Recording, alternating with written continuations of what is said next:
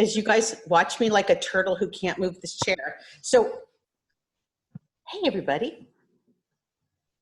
Can you guys, Hi, Jennifer. you guys hear me okay? Yeah.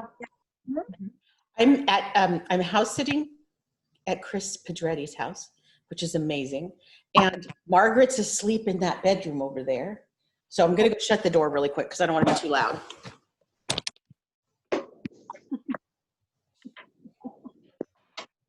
Did you say, or were you there? So funny. Okay, here it comes. I'm in a chair that's supposed to put its legs out, but then I look like a turtle because I can't get this damn chair to put its. Okay. Hi, everybody.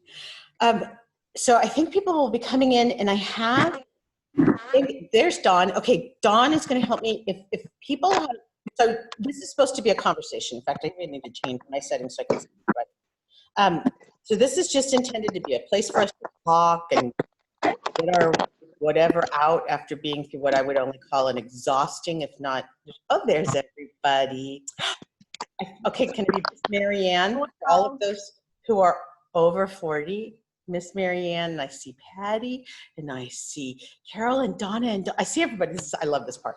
And if you're not on camera, chicken. Okay, so what this is intended to be is just a place to talk. I'm dying to hear what you guys think, any questions you have. I can tell you a couple things at the top that I know since yesterday, and I can just start off with a little bit at the top of what's going on, because I was going to write today, and I can't get, my brain isn't cooperating, so that's not happening. Oh, I bet. At least I have the power of speech, so there's that. But that's, as Tracy knows, never been a problem. So I used to babysit Tracy. That's pretty cool. Never been a problem. She also knows my dad and knows that was never a problem. So the chat. So use chat if you're an introvert and you don't want to talk, or you can't get a word in edgewise. Could be both. Please just use chat, and Dawn's going to help me. I'm not going to look at chat because it distracts me, but please just put a question chat, and then I'll either check with her or y'all just, she'll yell at me and go, Jen, here's a good question. So, Jennifer, yeah. Jennifer, should we raise our hand if we want to say something or ask a question? You can't. Last time, interestingly, this worked not too shabby. So I'll kind of try to remember to breathe. And we'll do that. So if I'll try to take pauses in between, but I thought I'd just give you guys a little bit of the highlights of kind of what happened next. It's not really been like that, but it's, so it ended yesterday with the, let me just talk a couple things about the day itself that you may or may not have been able to see streaming. So there might be people on here who were in the room, but if you only were watching streaming, or you didn't watch because you decided your sanity was more important, which at this point I pretty much think that might have been a good decision. We were set up in that ballroom. It was kind of amazing. I think I had imagined it'd be so much worse, like the Industrial Arts Building at Cal Expo. I am so happy with the venue, and SACTA's office did all this. And Patty's on the phone, and she knows how hard events are. So they did this event in like a week. They found the right place for us. The parking was easy. The room was like not too cold or too hot. Some people were cold, but I have a feeling that's more about just what we were all experiencing. And then unfortunately, or fortunately, I was sitting just 20 feet in front of him. I had the only chair that it felt like maybe Kelly Cruz in the back was also, she had more distance between her and him. I was just right there. So I turned to face the left because I could not just sit there looking at him, especially with that stupid plastic thing on and full shebang. So I am going to say this out loud, and I hope I don't get in trouble, but it wouldn't be the first time. I had a reporter tell me that DeAngelo and team, his defense team, wanted him to walk out and sit down in a chair. And they were told by the Sacramento district attorney not to, that he had to be in a wheelchair because of ingress and egress. I'm not quite exactly sure, but the reporter believed, and I'm going to put this in the reporter's mouth because I just don't want to, I'm too chicken to own this. The reporter believed it was to basically make us angrier at him. At which point I looked at the reporter and I go, angrier, really? Like angrier? Is that possible? Like you could be angrier. So that's why they were so confident saying it was fake. But I'm like, well, what I really experienced in the room is that he was doing, I call it torpor. If you look up that word with hummingbirds, it's a way they rest without sleeping. And it's kind of this mode, and God, we've all done it mostly in lectures where we're really bored, but that's that way you have of being awake but not engaged. And so the dog's coming home from his swim. Rough life dog. So the torpor, what I thought I was seeing with DeAngelo, because we made eye contact a few times, but it absolutely was the kind of eye contact your teenagers make at you when you're telling them something, but they're not really listening to you. They're just humoring you by looking. That's how he was looking at me. And I believe he was in that torpor because he also couldn't remember if he was supposed to say, I admit, or guilty, because he literally was not listening. It just wasn't even he just wasn't doing it. Yeah. So I know he looked frail and pathetic and he couldn't barely speak out 2 syllables. He did not look pathetic to me at all. Oh yeah, but in reality, we know he wasn't, but it made for a nice narrative when the DAs got at the end and said, oh, he was fine. I'm like, well, come on, man. Like, can we not play fair? Can we play fair? Like, we've all enough. The truth, my God, we all learned the truth is ugly enough. Why do we need to keep playing games? Like, just let's get this done. So there's some scoop. You heard it here, but I'm going to attribute it to the reporter who told me because she talked to the defense team. When I got there in the morning, the defense team saw me, and you guys, some of you guys know, I'd met with the defense team after they sent a letter to those of us with formal charges. So there are 26 formal counts. Those are the first ones they did, which were the formal counts, the felonies and things that didn't have a statute of limitations issue. So I met with the defense team once, and that's when they immediately sat down and they said, we listened to your podcast. And I'm like, so I've called you stupid, sorry. So anyway, my dad was a defense lawyer too, so I was able to talk to him about like, no, I believe in the importance of the defense, and you guys are really invaluable. I mean, I don't want to be you, and I asked if they were getting death threats, and they had said yes. And I said, I'm sorry, that shouldn't be happening, because without you guys, I don't get a conviction. So thank God you're here. So the defense team came right up to me yesterday morning, which I actually really appreciated of all things. And I said, this is weird because, we're on opposing sides, but I'd like to thank you because I'm thanking you because I know you also made this happen. You cooperated with the prosecutors. You figured out a way to make this work without compromising your ethics. And I really thank you for that. And they were like, thanks, Jen. I'm like, yeah, no, seriously, like that's a big deal. We wouldn't be in this moment if you guys hadn't been who you are. And who I was on the phone with just hanging up was Cheryl Temple, my prosecutor, my shero. Cheryl. She was amazing. She's so good. She was guys. She's what your impression of her, she's like times 10. She's the most buttoned down person. And on Friday, sorry, more inside scoop, but on Friday, as I was losing it over the Orange County stuff. So I didn't read Michelle's book. Most of you guys know me. I didn't read Michelle's book, so I didn't know that files were taken. So the minute I saw the picture of my dad and Charlene in the HBO thing, dead in the bed, I was a mess. And then Paul Holes says his thing, so I'll tell you about that because I got to talk to him yesterday too. But Paul Holes then asserts something that is absolutely both unable to prove and highly unlikely. And so what I found out is, I don't want to get lost in all those nuggets I'm telling you. But on Friday when I called Cheryl about the Orange County lawsuit, she said, I feel pretty confident we'll go for Monday. And I said, so just now I go, Cheryl, I was still scared we were going to get a continuance. And she goes, I couldn't tell you, but I thought we were going to have a continuance too. So there we go. That's how close, guys. That's how close things could have gone sideways. So we're going to, but that's only because, and I want to be clear, it's not because he's innocent or anything like that. It would have been procedural, and it would have just been giving the defense time for additional discovery to see if any part of the case was jeopardized because of those files leaving the office. So it's not like, it wouldn't have been anything about him being guilty. It would have been absolutely the kind of legal procedure stuff that we've all heard about a million times, like they got off on a technicality. That's what the technicality would be.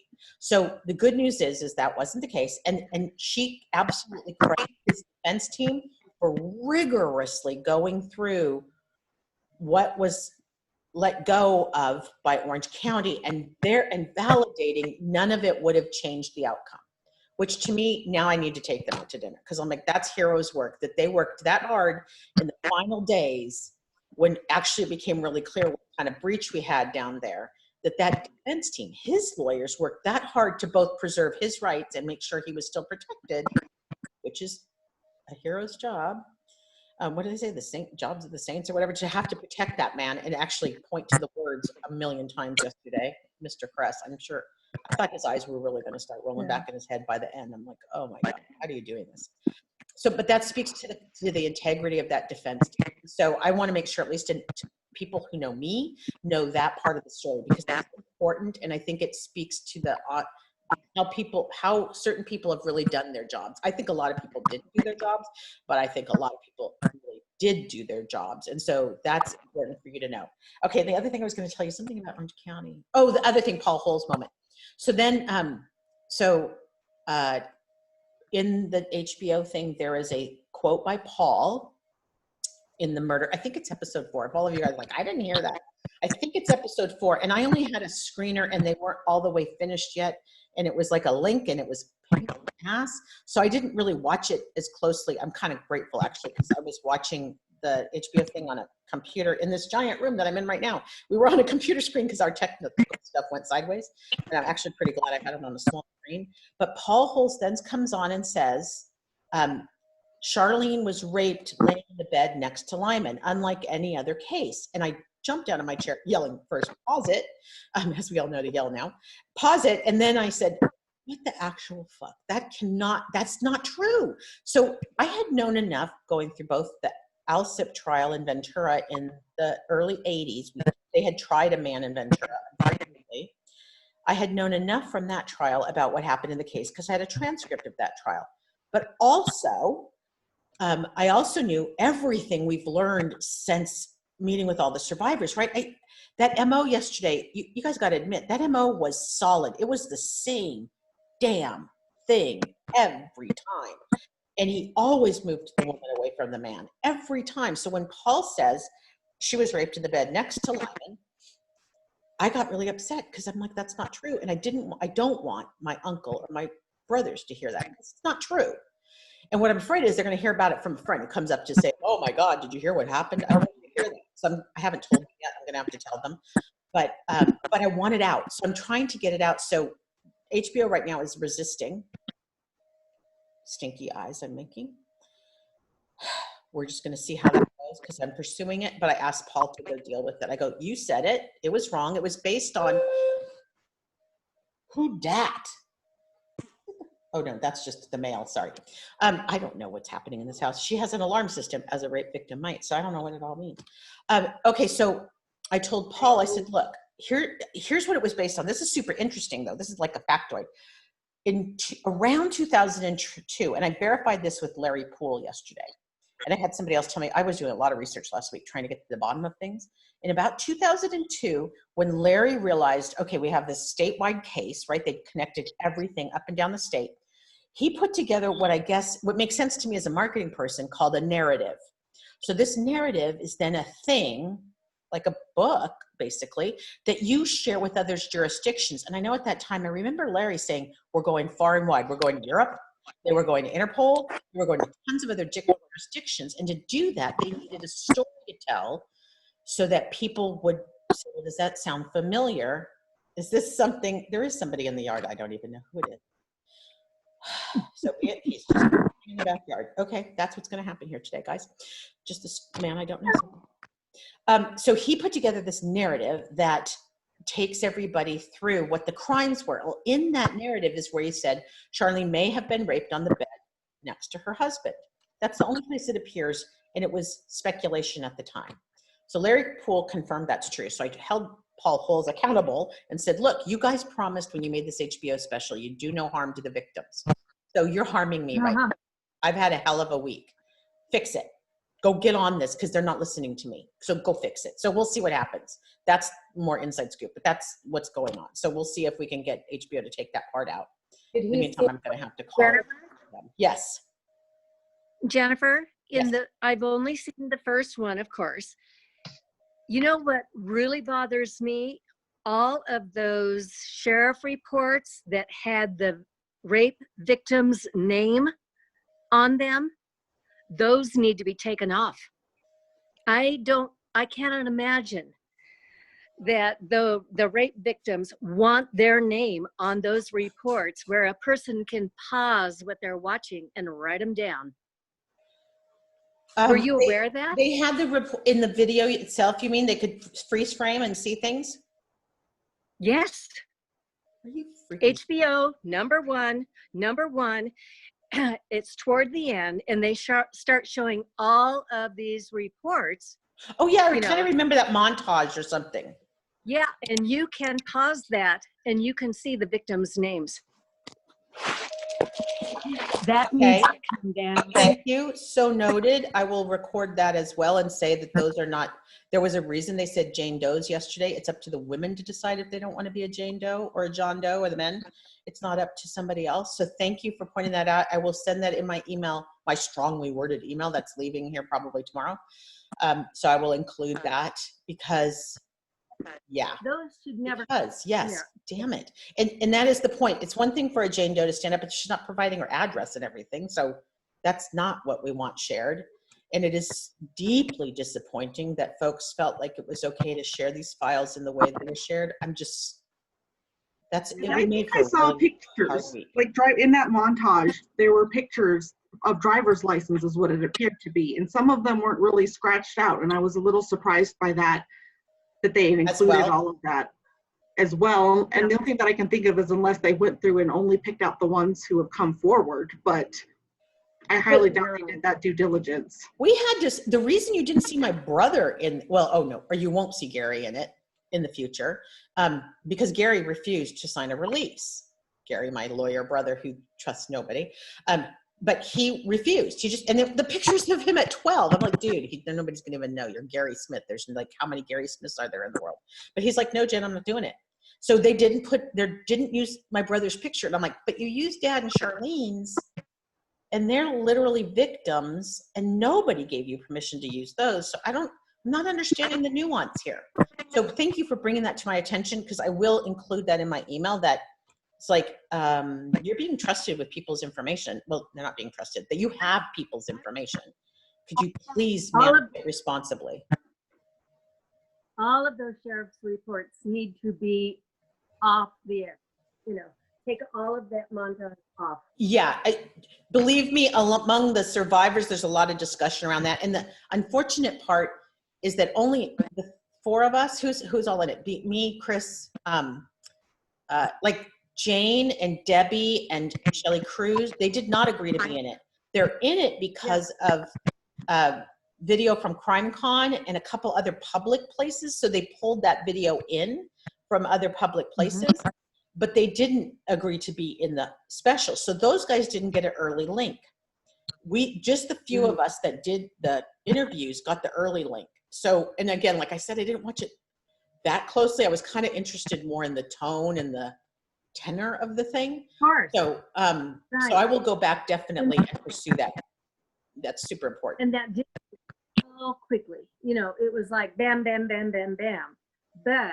But you can pause it. Pause it. We all know everything can be paused now. Like I'm even worried. I go, oh, I don't think anybody can see that back there that well. Because, I'm in somebody else's house. Like, yeesh, I don't want to give away too much. Okay, let's see. What else happened behind the scenes, just really quick, so you guys have scoop. The media was remarkably well behaved, I have to say. That was a big deal. I mean, I think they got it. Like, it was a big deal. So they gave us some space and went slowly, which is nice. And then, Jennifer, yeah. I'm sorry to interrupt you. We're getting like feedback and a lot of crackling. So I'm hoping that anybody You have to go on mute. People Yeah. who aren't on mute, mute. And then just That'd be- unmute yourself when you come on. Thank you. That's Awesome. really Thank important. you. No. For all of you professional Zoom people, you mute until you're ready to come off mute. Okay, perfect. That did it, didn't it, Tatiana? Okay, good. We got it. Right. Nope. All right, somebody just did that to us. I think there's somebody that's probably dialed in that is not muted as well, like a call in. So Okay, everybody can mute. somebody, if you use the phone and your computer audio, mute both, for God's sakes. Okay, I think we got it. Sorry, that was me. My bad. Sorry. Damn foreigners. It's the Whoa. damn foreigners every time. I have to forgive Mark because it's like something 100 o'clock. And if 12:30. I'm sorry I'm late. I know. Yeah. Sally and Simon are on too. It's late there. It's late.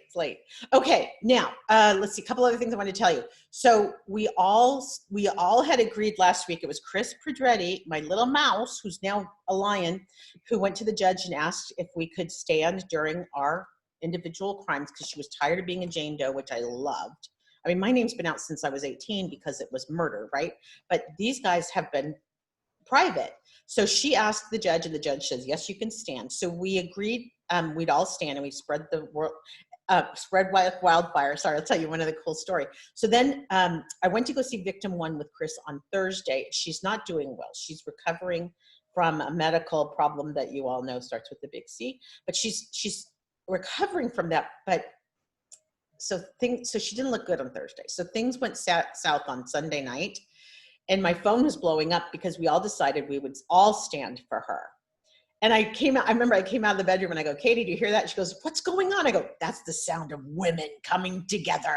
It was just flying around as we were all telling each other, we're all standing for Phyllis. It's Phyllis. Everybody knows Phyllis. It's Phyllis. And I'm like, we're all standing for Phyllis. So that really got us going. So that was one of the moments yesterday, is that we all stood for Phyllis when we all stood at one point. And then I think Yes, Phyllis was early because Jane came up then. I didn't know what Jane was going to do. Jane is a different kind of person and comes, and y'all think I'm a feisty one. You have no idea, this woman. She definitely plays offense, not defense. So when she got up, because she was kind of kitty corner to me, she stood up and I'm like, uh-oh. And I watched, he's not a bailiff, but he was a guard. You guys probably could see, I hope you could see this. He watched her and he's like, okay, she's approaching the defendant, which you're not supposed to do. But he kind of just watched instead of jumped. And I really appreciate him because in that moment, that's the moment where it could have gone south, but he waited. And that's like, there's judgment, right? Just wait a minute. Because she didn't want to get too close. She just wanted to make sure he could see her. Like she was right there at the stage. So I thought that was the only time his body language changed in the whole hearing was when she confronted him. I thought he sat back a little bit. I thought his body language changed for the first time in the whole hearing when a woman stood up to him.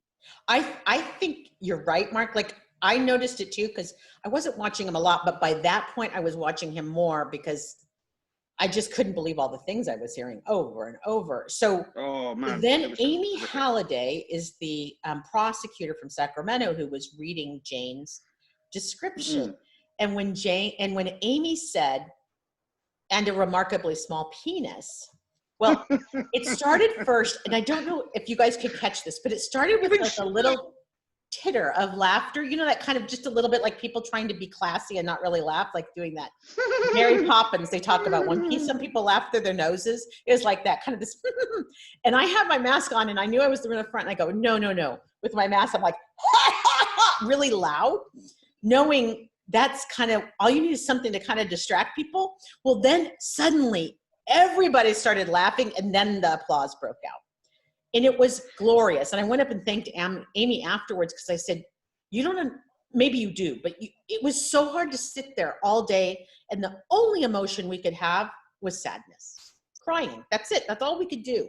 There was no other emotion we were allowed to have publicly, not really, and certainly not together. So for 1 second we had community. I mean, everyone did, detectives. It was awesome. That whole damn ballroom erupted. And it was, go ahead. Did you see the prosecutor's face? I don't know what her name was. Diane, one that was gray-haired one. Did you see her face when that happened? It was priceless. Go back and watch it. Her expression was wonderful. Did you see the prosecutor as we were looking at the far left kept turning her back to him more and more as the whole? Did you see that? She started off sitting square and then she kind of rotated, facing away from him the longer and longer it went on. Yeah, I think she needed a rest. Okay, and just to tell you how cool this call is right now, somebody that went to nursery school with me is on here. Nursery school. I'm so old. She's not, but I am. So yes, love my Amy. Okay, so here we go. So we got through that laughter part, and then we kind of resumed, which was, as you guys know, grueling. And then at the end, when I was really happy, the judge gavelled it so that we could have a minute. So some people were yelling at DeAngelo. I don't find that very effective because literally he's just like a shell. I yelled a thank you to the judge because I'm like, this poor guy. And he had the most boring job. I mean, really, paren 3, paren 2, paren 5, code this, paren. I mean, it was just god awful, grueling. So I yelled a thank you to him. A couple other people were kind of yelling up that way towards the judge and the prosecutors because they, Cheryl just told me they worked like beasts. I know she barely slept Sunday night because I met her best friend yesterday and she told me she was in the hotel with her and Cheryl just didn't really want to sleep. She just needed to make sure she had everything together for 7 minutes. Like that's all she talked was for 7 minutes. But I guess they have a ton of shit to give the judge. Stuff to give the judge. So yeah, it was a nice release. And then they broke us, we had to all leave because they social distancing or whatever, the chairs for the press conference that then started a few minutes later. And that, as I expected, was the electeds. So y'all know by now there's the electeds and then the people who do the work, which are the paid staff, the prosecutors. So the electeds all came out and I could only imagine doing their election reels for next fall, which is fine. They all were fine.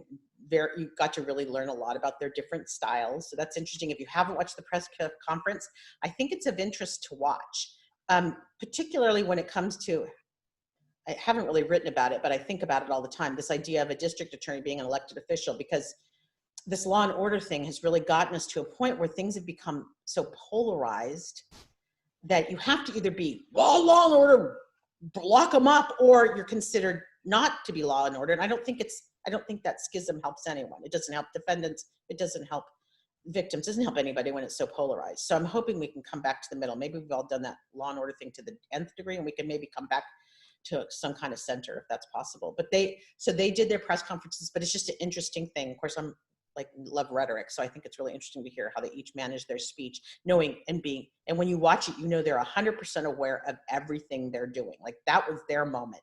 They didn't get to talk except for Orange County guy who decided to get up for the Harrington case. They didn't really talk during that day until they came up to the press conference at the end. So that's just interesting as a cultural moment. And then let's see. No, we just all left. It felt very COVID-y. I got to say, it did feel kind of COVID-y, not because there were a lot of people from Southern California. No offense, SoCal, but oh, I feel so bad for you. Y'all are out of control down there. And then also we had some people from Arizona, and we had a lot of people who flew in and were flying back out.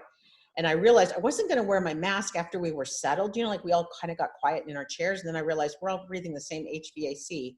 And as someone said, after 60 minutes, you're all breathing each other's air. So I thought, oh, better. And also, here's what masks are good for. When you're crying, those cloth masks get all the tears and they hide the boogers. Who knew? So there you go with the cloth masks. There's the upside. Any of you criers out there, just know those cloth masks can be a real plus if you're going to start crying. Okay, I think so. And then today I talked with, it's been crazy. I need to still reach out to Charlene's cousin. A poor thing, I have to put her off because just people are still calling right now. And also I'm really tired. So Charlene's cousin may be part of the witness impact statements. That's all later. We'll talk. I'll be talking about that before we get to there.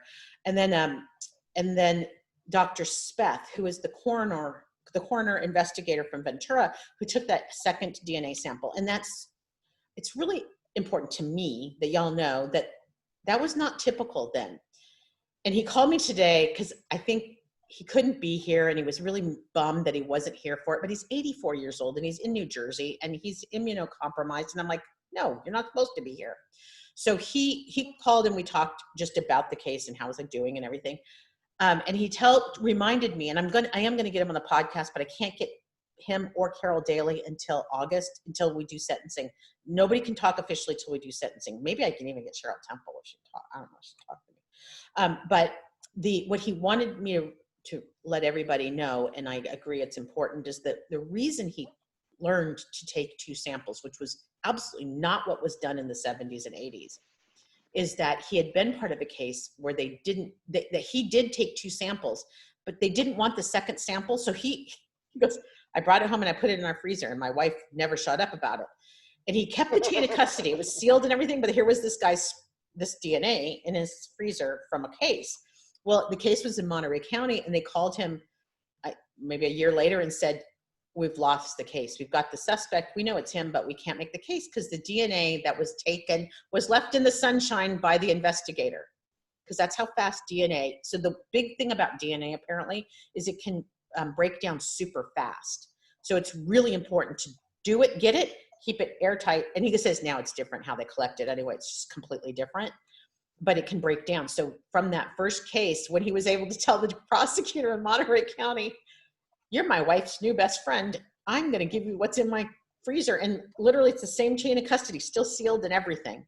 And they made the case. So that's why he had 2 from Charlene, which is so great, because that is the one that got matched. Isn't it amazing how it came full circle? Because really that was so pivotal in this case. Oh, That is a great story, isn't it? You hear all these horror stories of evidence being lost, but this bloke kept vital evidence in his freezer at home. That is insane. now be clear, Mark, it wasn't Charlene's DNA. It was somebody else's. Well, but that's where evidence he learned the lesson. I know in his freezer, it is a thing. That is mad. It's even more insane that his freezer didn't ever break down in that time. But Westinghouse, I don't know what I should have asked him what kind of appliance it was.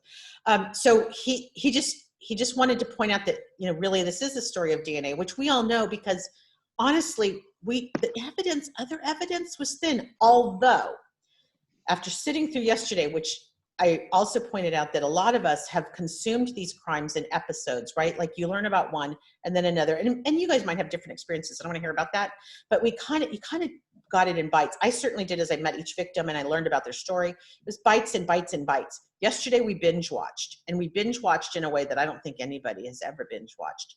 So if you aren't clear about his MO after watching yesterday, if you don't know every damn little thing, this is why I know Charlene wasn't raped next to my dad. Nobody was raped next to the man.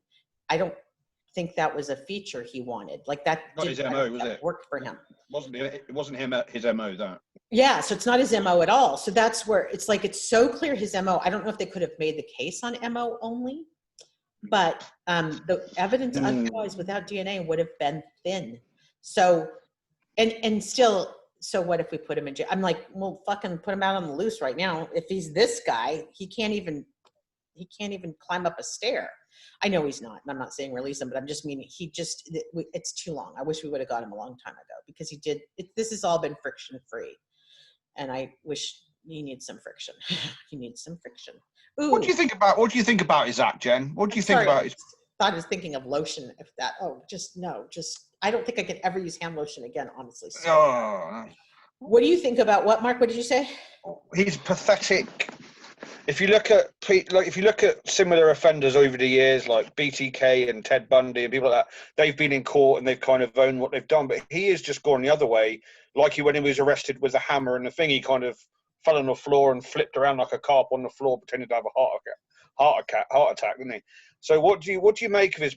Is he getting back to his cell and just standing up and as normal, or is it literally an act for the cameras, or what? Yeah, it's the affect, that affect of like guilty. That's all. That's I think it's part of how he checks out. Yeah, I admit. I think that's part of how he disengages, and he didn't want to be in the room yesterday. So I think he just was doing that thing where he could be not there. So that's why he couldn't remember because that's why I was like, I'm going to go slam on that stage and be like, he just said, how do you plead? When he says, how do you plead? Guilty. When he says, do you admit? It's admit. How hard is this? No. But he wasn't listening. That's why. And I felt bad for Mr. Kress, his defense attorney, because I'm like, how many times does this guy have to punch him, Reed? Punch him. Did anybody notice, did DeAngelo ever drink water in public? ever. Yeah. Good point. He That's what I probably mean about him. has the DNA. That's how he was called. That's how they got his DNA, wasn't it? Him drinking out of a cup or something. Yeah, but Everyone never does it. I think No, this is more of his. This is his Sorry. ability to manage control, like to manage his personal being. Yeah, and It was DNA was from a tissue. Oh, sorry, tissue, was it? My bad. I thought it was a cup. And the handle of his door when he went into Hobby Lobby. Ah, So right. right at the very Paul- end, before the camera went off, his lawyer said to him, "You need to drink some water. You haven't drank any water." That's Those interesting. were her words to him. That's right. Okay, thanks, Patty. And also, if you know, like, I was really worried he'd try to do a mental incompetent thing, and you guys just save this for the future. If you don't eat, but for a day, but more importantly, if you don't drink water for a day, you will then start to look like you are having mental incompetence because you're completely dehydrated.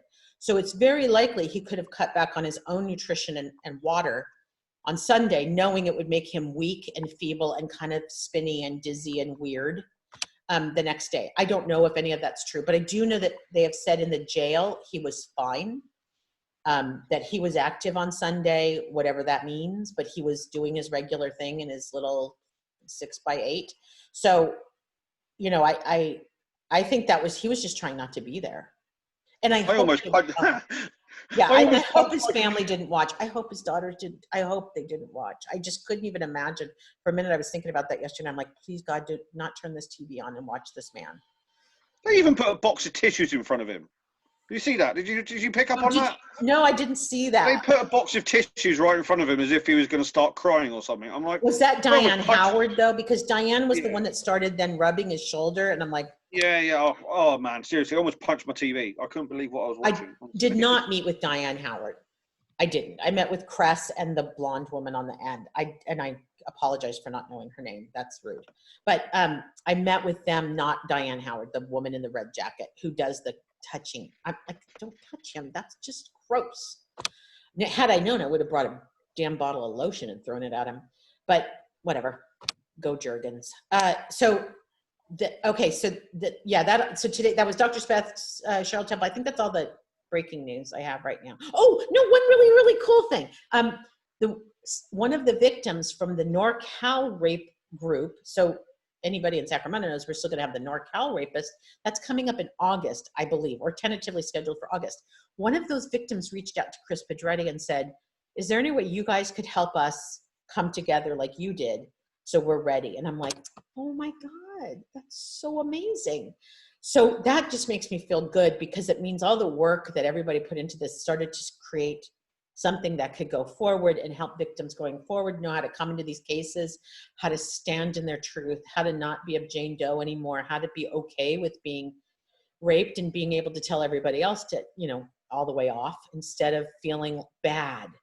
And I've been a survivor, not a victim. That's right. A survivor, not a victim. It's unfair because as a murder victim, everybody's always had sympathy for me. Nobody ever said, what did Dan and Charlene do to deserve that? I actually said that, but nobody else said that to me. But as rape victims, they get that all the time. And I've told you guys, we do this horrible thing where they're like, you had it worse. No, you had it worse. And I go, you guys need to all shut up. I can't stand this. I said, honestly, it's not had it worse. Everybody had it fucked up is how they had it. So anyway, John, are there other questions? I know we're talking. Anybody have questions? I'll be quiet because that's all the big news stuff. And then I'm going to try to write, if I can, I want to just record all the notes I took yesterday because I just want to have them for the future. So when I get that written, then I'll turn it into a podcast. But I just need to catch up. Okay. There's a couple that I thought you might want to answer. One of them, a couple of them have to do with the process for August 17th. Okay. When you all be giving your victim impact statements, kind of what's going to happen, what the process is going to be. People want to know what they can do to help support your work. I thought that's a good one. And this is another one I thought that was interesting, is that someone wanted to know if anybody could recognize his voice based on when he said guilty or I admit, if anybody was able to recognize his voice from when he had talked to them or called them. So no, but it's interesting you bring up the voice, and then I'll go back to the other questions. The voice one's interesting because I think it was Tien Ho from Sacramento, prosecutor from Sacramento, who said he would use James Huddle, which I do think I'm going to get an interview with him. I had somebody else tell me he was willing to talk with me. James Huddle, and I feel better about him because I understand more of his motive, which is to really just provide us with as much information as he could, understanding, as we all know, this truth is going to have to come out through all of us, not from DeAngelo. But that he used that voice, low and gravelly when he was angry. And then that high voice when he wasn't angry, which I'm like, low on testosterone, sir.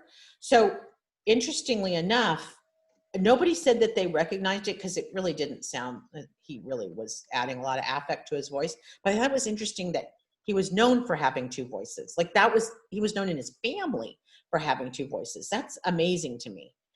That is mad. So then to back up, asked about the witness statements. Okay, first of all, to support the good work, Chris and I are talking about trying to start a nonprofit. I'll fill you guys in on that, fill everybody in on that as that grows. We've got to, I think we maybe do it with Sacramento Community Foundation or something. There's tax stuff we got to set up, but the thing is that Chris just really wants to build a retreat, much like her backyard, I think, for victims to go prior to their trials so that they can have a chance to talk and work with one another without media, without people, without anything, just a place where they can just come and be. So I'll work with her to do that, like absolutely. So I'll let you know, just stay tuned on that front. And then now on victim impact reports. Okay, so here's what's going on. And as I understand it, anybody in the community who feels like they were a victim can send a letter to the judge. Those letters are due on August 1st. There is no limit to how many people can send letters in. There is a limit to who's speaking. So, in fact, Caroline just briefly talked about that because I'm like, can we talk about that later? I can't really do that right now. But we will. So one of the things they worked out in the plea deal is that the victim impact statement's different than, I guess, typical. And I don't know what typical is, but I'm told this is different than typical, is that there, as you heard the judge say yesterday, there will be no limit nor any editorial requirements for those statements. So much as I am capable of the filibuster, I will not filibuster, but it's possible. Like if somebody wanted to filibuster, they could. So I think we could see statements that are going to be, I mean, it sounds terrible. I don't mean to make this a game, but it's kind of interesting because y'all know all the different survivors and what their traits are and their personalities and everything. You could almost have a fun time predicting how people will speak and what they'll focus on, because all of us are going to have a different focus. I know I tend to go too big and too broad, and I will end up being political because I will. So everybody get used to it. But everybody will have a different point of view. Chris very strongly about, finding your voice and using your voice. So it's interesting to me. I kind of anticipate. I'm here with Margaret, and she's so exhausted. But she comes at this with that feist that she had from that 13-year-old, that inner 13-year-old that still says, "What do you want?" And no, I don't know what the word "fuck" means. That is literally our name for her here. That's all I have to say, and they know who it is. But I was wondering, he's not going to care what anybody says. He's going to zone out. I don't know. I wonder if, not bringing his daughter's names into it or anything like that, but if you're saying something like, you have 3 daughters, you have a granddaughter, if that would even in the tiniest way get, I don't know. Sue, go tell your daughters that we're still separated at birth, because that in my outline right now, that's literally in there. Wow. That's in there because I started this whole passage about, if your mother was here, here's what she'd say. If your daughters were here, here's what they might say. If your granddaughter was here, here's what she might say. Not so much to rip him to shreds, but to actually just connect him to humanity. Yeah, personalize it for him. Yeah, exactly. He's very,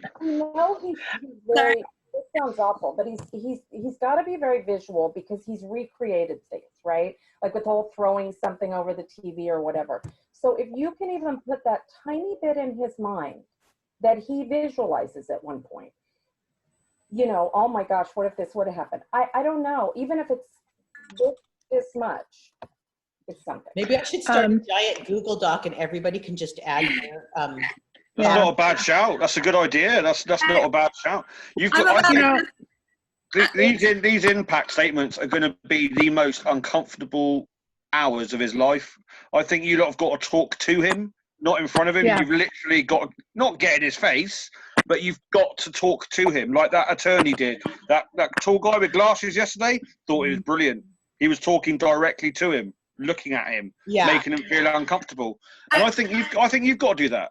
I think Sue's right. Sue's right. You've got to personalize him, and you've got to really make him uncomfortable. Okay, I'm about that.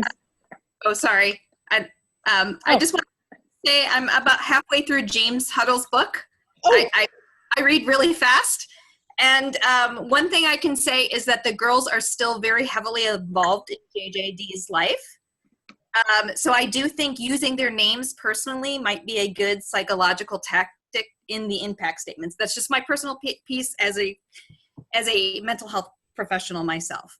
So. Okay, so that's really interesting, and thank you. And now I'm going to call you. What's that guy's name on Criminal Minds? The Googler, good-looking guy who can read books in 3 minutes. Matthew Googler. Yeah, it's him. Right. Yeah, and Matthew is Googler. giving his character a run for the money. Dr. Spencer Reed. Oh my God! Oh, I just have short circuit. You're like, I started reading his book this morning as soon as I realized it had downloaded, but then I had to work, so I had to put it down. But I honestly only worked half the day yesterday because I turned on the hearing as soon as I was done with my meeting and just listened to that. And well, so you guys couldn't do that 2 days in a row. I really want to hear how it went in for you guys. Like, I have time. I would love to hear how it was for you, because watching the hearing. Yeah, it was exhausting. And I've read Winters' book. That's very, play by play almost of everything that happened, and I've listened to every podcast, so I know, the details of the crimes. But hearing it back to back like that, and then panning to the victims in the audience, even though we saw their back, it was very emotional because you could see them, seeing you and seeing Debbie and I think the one that really tore me was seeing Margaret, because she's always been so feisty and strong, but she was so young, and to hear that and just to see her was very, very emotional, because it was just so wrong. If I was mean, I'd carry this computer into where she's napping right now and show her, but she would kill me. As far as victim impact statements, I had a chance to make one out of something that was just compared to this, absolutely nothing. But and the guy came to court and he was stoned, so he probably didn't hear anything, but it was very empowering for me to say the things that I wanted to say to him and get those things off my chest. And so whether he heard it or not, so I encourage you to say those things, whatever you want to say. And, just, and the judge hears it, and the court reporter and the other people in there hear it. And you take some of your power back. And then also what the parameters that they have set for you are, is very much like what happened in BTK's case. I'm from Wichita, and I watched those because it happened, it was here. And many of those victims got up, and they were all very different. And some went on for a long time, and others were, and some were, they were all very different, but they all spoke from their heart. And some were very angry, and some spoke directly to him and said, just said, you are a, piece of whatever. And of course he was different than DeAngelo, but don't assume he's not listening. And I would look him in the eye, which is what most of those guys did. And Giselle, you just brought up a really good point. One of the things also that you guys might not have heard or seen properly, at one point a man yelled. Did you guys hear that? Yes. What was yelled that? a coward or something. He said coward, didn't he? Oh yeah, that's the same guy. And the judge said, "You'll get your chance." That was Victor Hayes, and I could tell when we got there in the morning. Victor walked up with me,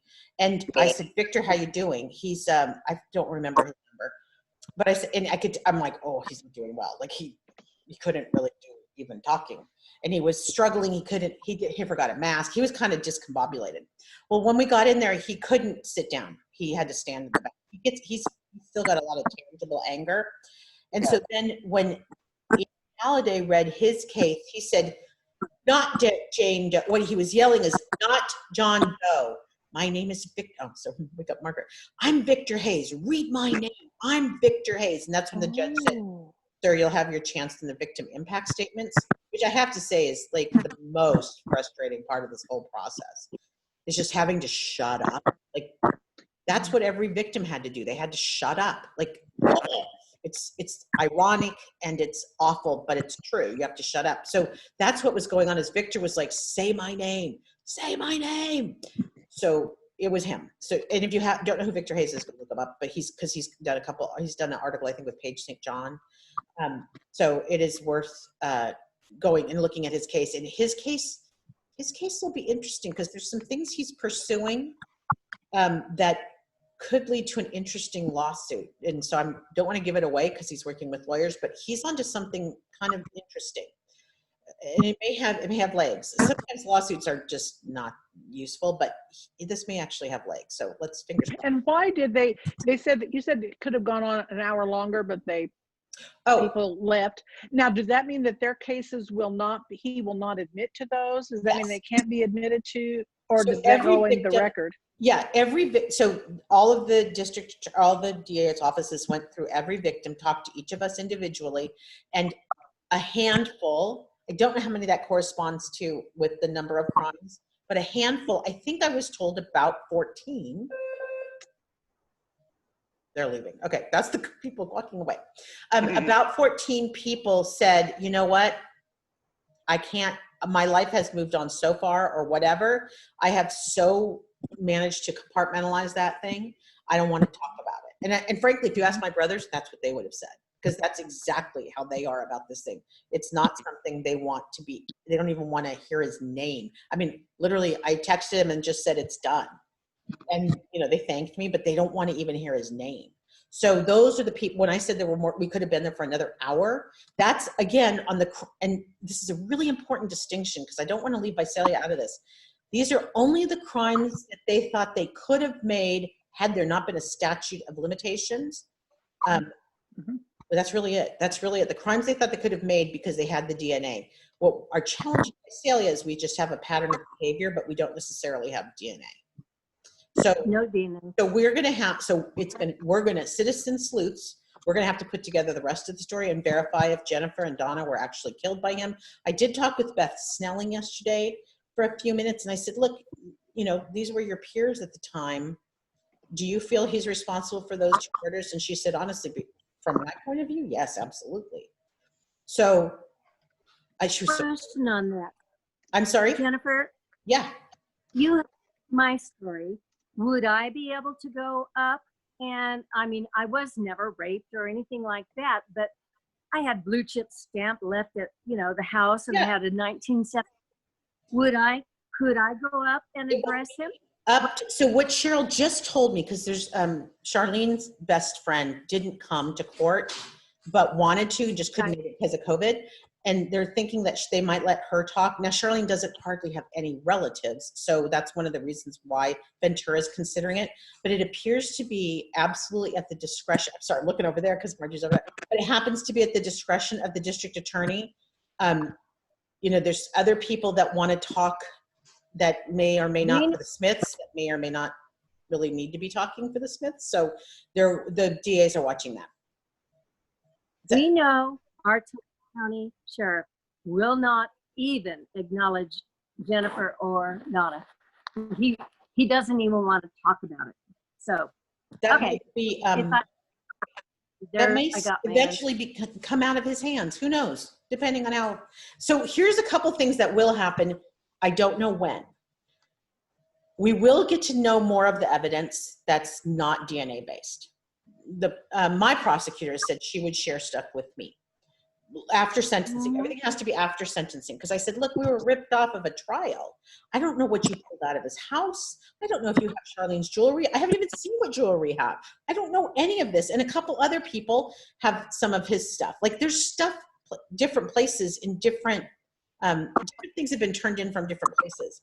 So I think we might get to see the stuff that they do have, which will help people, maybe in Visalia a lot.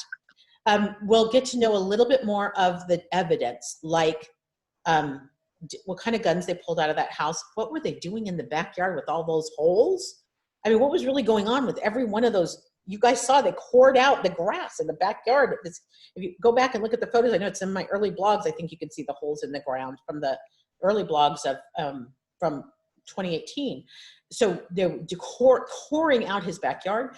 We need to know, there's more evidence based on, we heard a tiny bit yesterday, a little bit more evidence, I forget whose case it was, where they said they interviewed a friend or a neighbor or some other people had more evidence that testimony that we didn't know about. So there's a lot of testimony that they have as interview notes that would have been testimony that we never got. But I want to see those interview notes. What else? Hearing his words yesterday, Cheryl said one of the things they really definitely wanted to make sure that they did was make us aware of the words he had used with the victims. And they did a great job. I mean, it was so clear he used the same vocabulary. Shocking. Narcissists tend to have a limited vocabulary. So he used the same words for things. And so it doesn't surprise me that when they kept reading those statements of what the victim said about what he said, you can't say penis, you must say dick. Come on, really? And just come on.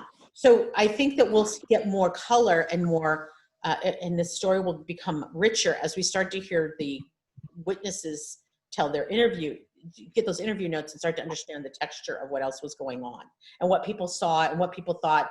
I know there were a little bit more witnesses in Ventura than we originally thought as they've gone back, because I want to say clearer heads have presided over the last decade, because it was super emotional in Ventura in 1980. Some of you guys were there, it was like fired up, charged. So I can see how that would skew your ability to tell the story well or to investigate well. Have you looked at Huddle's book yet? And if so, when you are looking at him sitting in the chair holding the little child and the picture in the background, something happened. The picture in the background of Sharon nursing her baby. Right. Take a look at the drywall. It looks like the picture is indented in the wall, and it looks like the electrical outlet is indented in the wall, and his telephone is off the hook. There is a lot to that picture. Zoom in on it. I would like to now share with you what it's like if you happen to drift over to the pro boards. This is what these crazy people do. They know. They go and they zoom in, and then they flip the photo sideways, and then they apply a litmus test to it. I love my citizen sleuths. This is, I can't but it is fascinating. And I'll be the first to admit I went to Cheryl Huddle's office and took pictures through the window. So yeah, I got it in me too. I'm not innocent in this. So, okay, Margie, I'll go look, but that's exactly what happens on the pro boards too. Like, let's go tear this apart, man. What do you see? Now I've got to pull it up and look, Margie. Oh, it's horrible. I mean, I love it. I love it. Okay, wait, Dawn, any more questions from the introverts or who can't get a word in? There's not really a lot of questions. There's a lot of comments that people have. They want to see his interrogation to see, what he said. I thought that was interesting that they said in the trial that first, the first time that we had heard that he had made those comments, that he did it, and whoever this Jerry person he's trying to, talk about and all of that. Somebody's mentioning the Jerry. Yeah, who made him do it. Supposedly, I guess he's saying that's his alter ego. Yeah. Or his dark passenger, I guess, if anybody ever watched Dexter. But Dexter was, yeah. So that's kind of what it made me think about. So after all of that's closed, I guess, you know, a lot of people are wondering they want to know what you said about whether or not there are going to be additional things that we can find out. There will, okay, so there will be additional things. That Jerry thing, it's interesting. This morning I had a reporter talk to me about Jerry. And I said, first of all, you got to be kidding me. Could we not give this wings? But I said, look, I'm not a therapist, and you would be better to talk to James Huddle, because if there was a dark passenger, surely James would have detected something. I said, but typically, as anybody with, I don't know, all of us with minors in psychology know, your alter doesn't just manifest at point of arrest.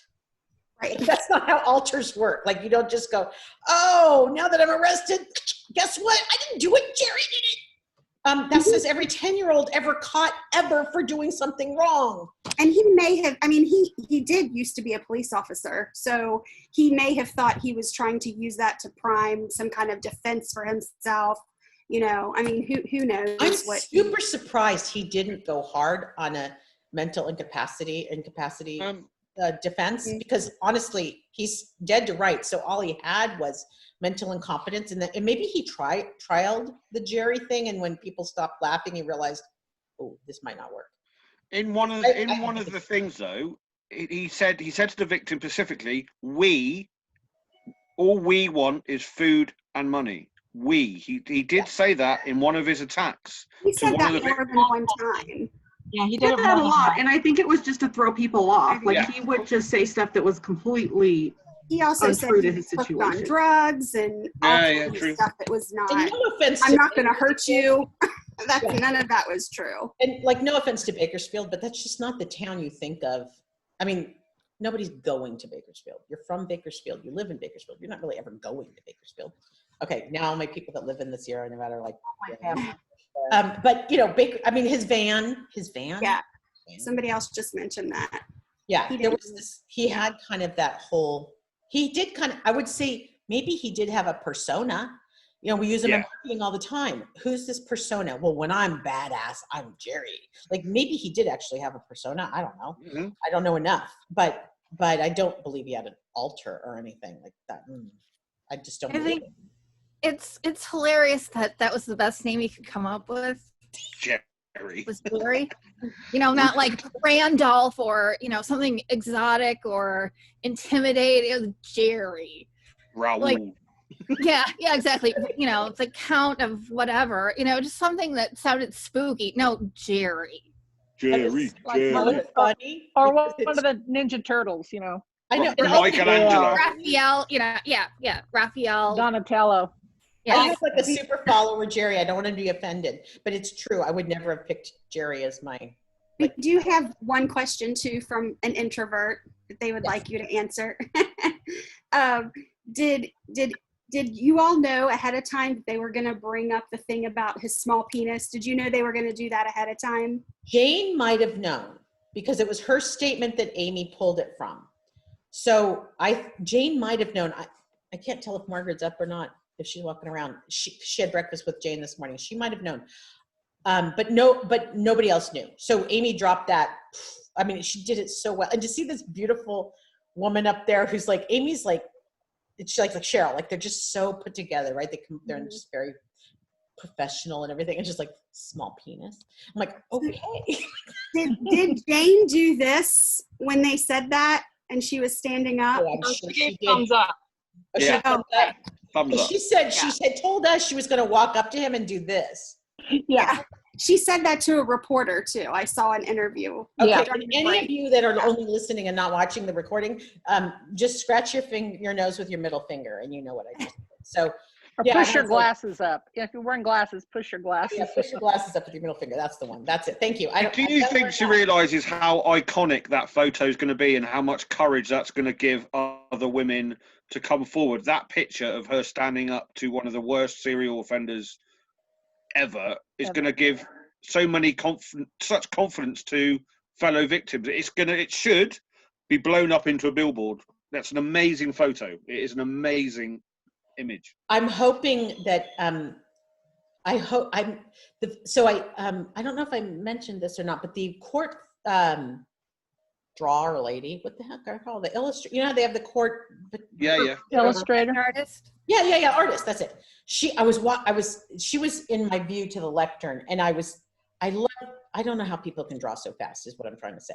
And then she brought out this incredibly beautiful palette of paints, and she's just knocking this stuff out. And so she showed me the one she did of Cheryl and I, which moves. It's like, oh, I want a copy of that. She goes, I listened to your podcast. I'll give you one. And I'm like, what you listen to my you're weird.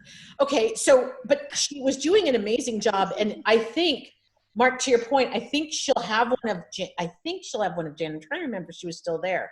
I do know I told her to look for the moment for Phyllis when we all stood. And she goes, oh, I'm going to see if I can try to do that. She goes, I don't know how I'm going to draw it that fast, but I'm like, take a mental picture and do it later. I don't care. But that would also be another killer moment where this. There's a load of screen grabs, love. There's a load of screen grabs on the internet about it. So maybe you don't need it could just be blown up from one of them. It's just an awesome image of courage, and it should give a lot of confidence to victims of serial offenders. Well, any offenders, really. It is amazing. super hard to not whip out your phone and take pictures when you're sitting there. And I'm like, I can't. I said, no, I can't. But because I was so close to it. I'm like, oh, this is such a great moment. But they had great cameras in the back. So was her name Vicky? People want to know if it was Vicky, because if it's Vicky, she's kind of famous. Vicky Behringer. Vicky Behringer. Somebody just posted up there. Somebody said she sketched the Unabomber. Wow. Oh, wait, no, I don't have her card with me. Wait, her card is in my pants at home. Damn it, they're in my pants at my daughter's house. I will check that. I will post. I want to post her information. She was good. She's okay. If that was her, she was delightful. We sat and talked before lunch. I came out from lunch and it was crowded. They fed us Subway sandwiches. You guys saw that?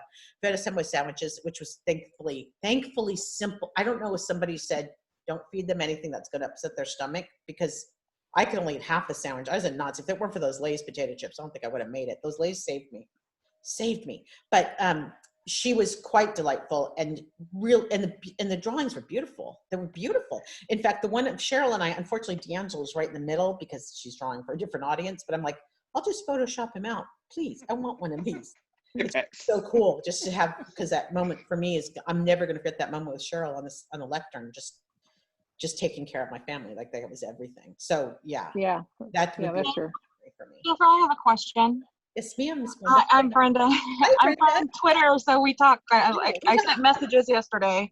That is the two-part question I have is, what can we do on hard days like that for you guys? Because I know you're overwhelmed with messages, and I didn't want to take away from being with your family and being together. But I want you guys to honestly know we are honestly pulling for you, and we have strength that we can give you during these moments. Like, I just want you all to know that that's what I'm feeling for you. Okay, so I could not be more clear about this. When I say, you guys, it helps, it does help. Even if we can't, so the biggest thing is, no, we can't reply, because it's just, my phone still is blowing up. It's just still ridiculous. Media, everybody, because I listen to my phone number, so I'm like, everybody calls. But the thing is where it mattered to me is that I know, well, at least me, because my followers are amazing. I don't know about anybody else's, but mine are amazing. My followers tend to be truth tellers. My followers tend to be very victim oriented. And while many of you have suffered trauma, y'all are just in this because you want the right thing to be done. And it's not about being famous or being noticed or anything like that. It really comes from this very heart connect place. So to me, every message I got, and I tried to look at them, there were moments where I was like, I just got to not hear this for a few minutes. And I looked at my phone. I don't know if that was proper or not. Also, I hear my mom saying, get off your phone.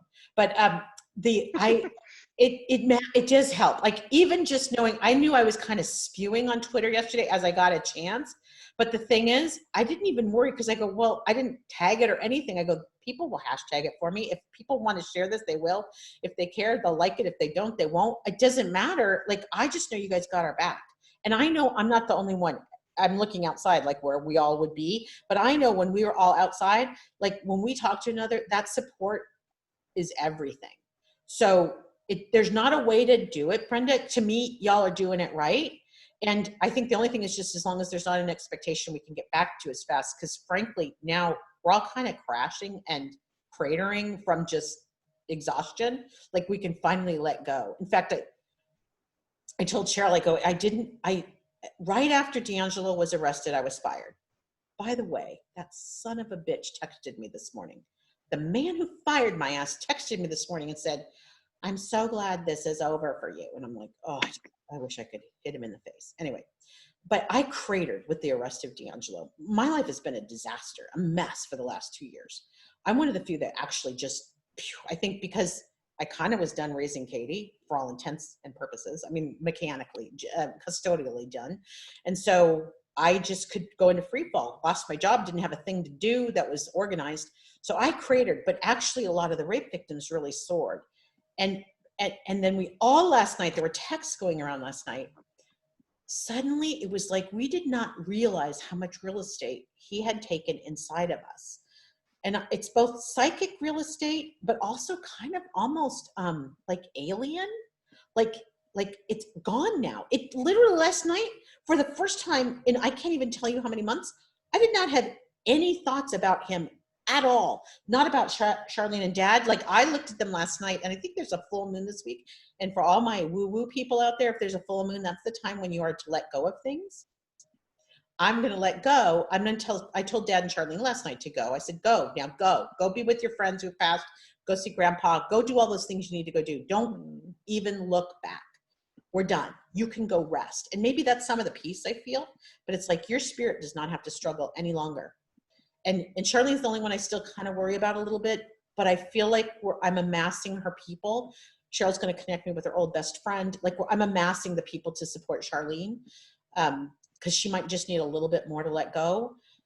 But because I learned that just what she went through, it's very similar. I mean, that's why I was crying so hard during the during Deb's case, during Sherry and Greg, is that just, and the Harringtons too, that it's so similar.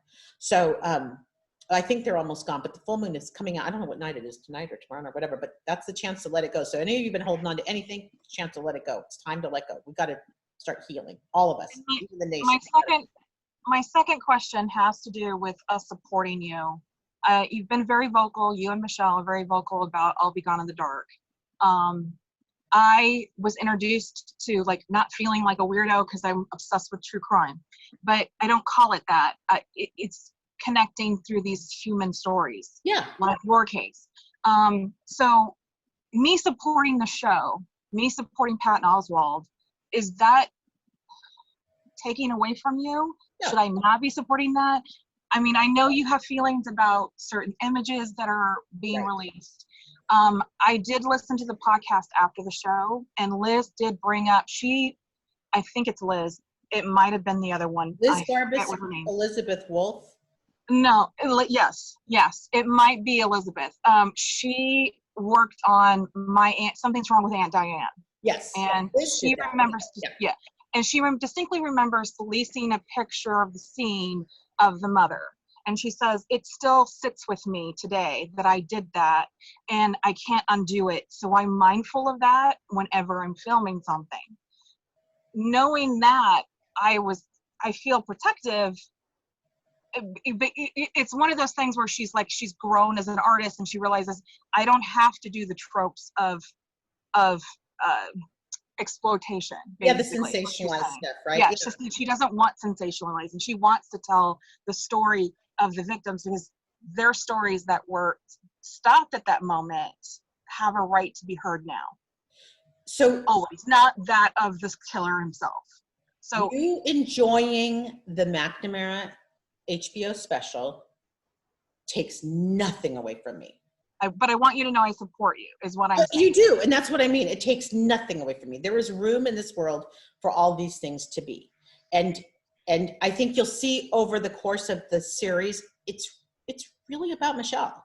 I mean, generally it's about Michelle. And so, and I'm like, that doesn't take anything away from me. I don't want that picture in there because that does cause harm, in that bad quote from Paul, but I've been very vocal about that, and they're aware. So they know, and there's time to fix it because it's down the road. But that doesn't take anything away. I think, to me, I think in the last podcast I said, the only thing I ask of anyone ever is always assess someone's motivations. Like, why are they doing this? What's in it for them? If once you understand it's even like listening to the press conference of the DAs. What's in it for them? They got to be elected again. So exactly. I'm not saying agendas are bad and motives are bad. I'm just saying be aware of them, and then think through. If you ever are in the position where you can tell somebody's story, just try to do no harm. And most victims will have you tell the story truthfully, and it doesn't feel harmful. There's no one here that I've met of all these survivors that said, please don't tell my story. That will hurt me. They've just said, please tell it properly. Please tell it correctly. So I heard today this woman that I cannot stand is writing a book about her family. I'm extremely upset about that. It's probably the only reporter in my whole life that I just really cannot stand. And I heard she's writing a book. And the person who was arguing with me was saying, how can I mend your relationship? And I said, well, let me ask you a different question. How is it that somebody's writing a book about my family, which has already been done, as we know, and they never talked to my family? How is it you can write a whole book about my family and I don't even know it's happening? Sounds One's like a already been leak to me. self-published, but here comes another one. Like, seems odd to me. That's it. That's why I'm going, okay, what's your motivation? And why would they be writing that anyway? I mean, what is her motive or his or her motive? Money, relevance, relevance. Yeah. Leech. She's a leech. She's a leech. Exactly. And so exactly, if there was, you ought to be the one writing the story if you wanted to, and if you don't want to, okay. I mean, I can that's not pretty my much place. convince you that I don't need to talk about the crimes. I'm trying to think of a way to write this awesome story, like the part you guys are part of and the part these survivors are part of and the part that can help us all move forward. I'm trying to figure out how to write that, because that, I think, that can be. Well, and you can say, DeAngelo didn't steal my life. He didn't write the rest of my story. Exactly. The rest of my story is this, and he doesn't get to write the rest of my story. Have you approached Netflix, Jennifer? Have you thought about Netflix? They do some brilliant kind of documentaries about similar kind of situations. Have you thought about that? Yeah, I because used they would do it properly. They would do it properly. Mark Randolph was my boss. He's the one that originally founded Netflix, and then he and Reed took it to the new heights. But so it's not like I don't have a contact, but I just really want to be. I just need to be clear about what I would say that would matter. Yeah. That makes sense. It needs to advance things, not repeat. Kind of like an episode per family, an episode per victim family. Yeah, well, actually, there's a lot that's with these victims that I don't think everybody knows, like kind of backstory and exactly how their lives changed. Like Gay is someone who's still extremely angry because she was professionally really ramping up. In fact, we just talked about this last Thursday. She was really ramping her career when he raped her and when he came in on her and Bob. And she tried, and I love it because this is so what I would do. She tried to power through after and go with her career, and she basically had a nervous breakdown because she just couldn't, that woman couldn't exist the way it had prior to the attack. So those are the kind of stories where I really want to understand. First of all, it's hard when you're driven like that. It's hard to take the step back and be okay with letting yourself back off. Like I even had to give myself permission last week to just effing sit in a chair. Like you're not going to be able to do much more. And I was making all my phone calls and trying to fight battles, but I really didn't expect myself to do anything else. And that's hard to give yourself permission to be that kind of feeling that useless. So that might be powerful to kind of talk about those kind of messages. Put that, I haven't done any coaching at all lately, but I learned so much good stuff there. I'm trying to think of some ways to put those themes together to help people lift up and go forward. Because yeah, we're just in a weird time. I think we're at a time when America needs inspiration and America is trying to reimagine what we want to be. And I think that's all awesome. Like that's the energy I want to tap. The life positive, freaking optimistic energy that we need right now. That's what I really want to tap. Hey, Jen. Yes. There's a couple things. One, the next full moon is Saturday night into Sunday morning. Okay, thank you. I'm on it. Kelly said that, I believe. Thank you, Ms. Kelly.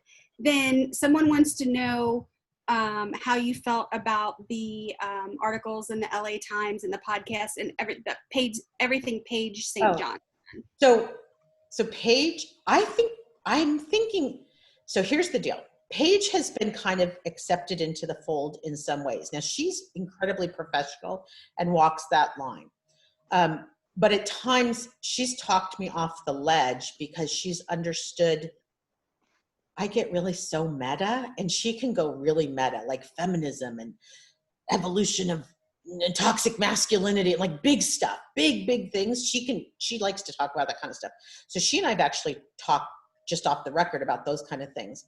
I think she handled Man in the Window really well. She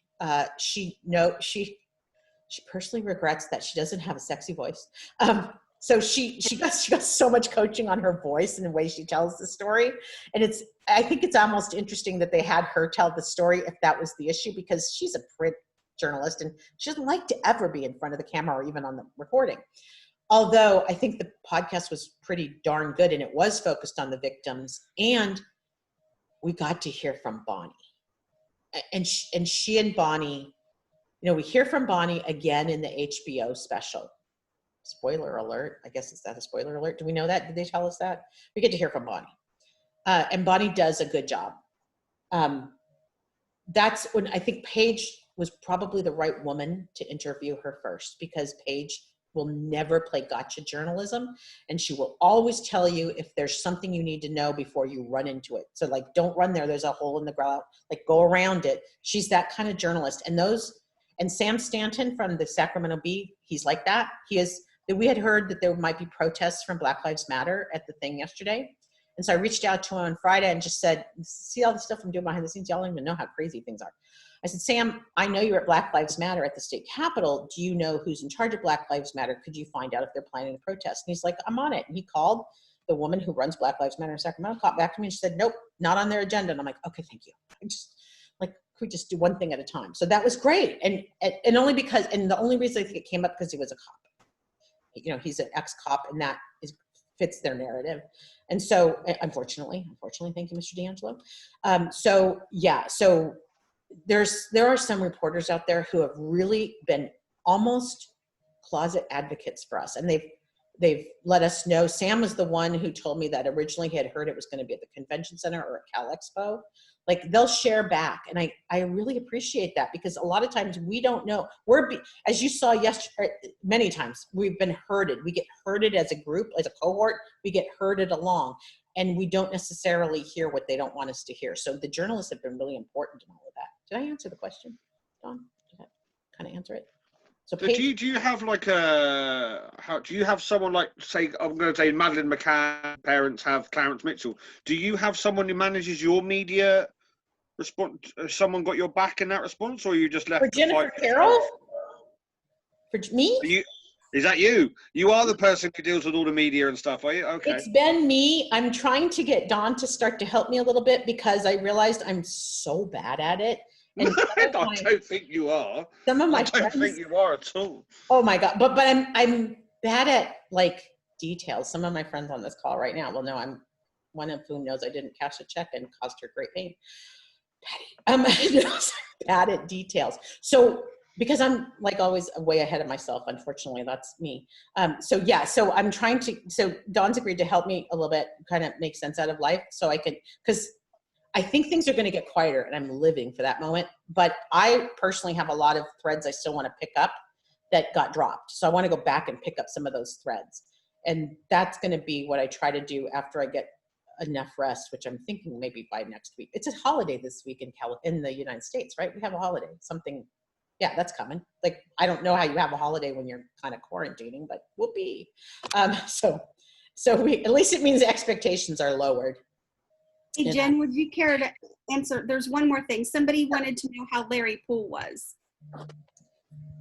Larry Poole. I love him. I love him so much. The reason I love him is that I felt like he was a stand-up. Oh, I got to tell him my story yesterday too. That when I tell about him that he's never heard. He's such a stand-up guy that he has always been truthful with me, much like Cheryl Temple. In fact, that resonates a lot with me when somebody, I don't care if it's ugly, just tell me. I do so much better just knowing what's true, and then I can decide what I want to share and not share. Just tell me what's true.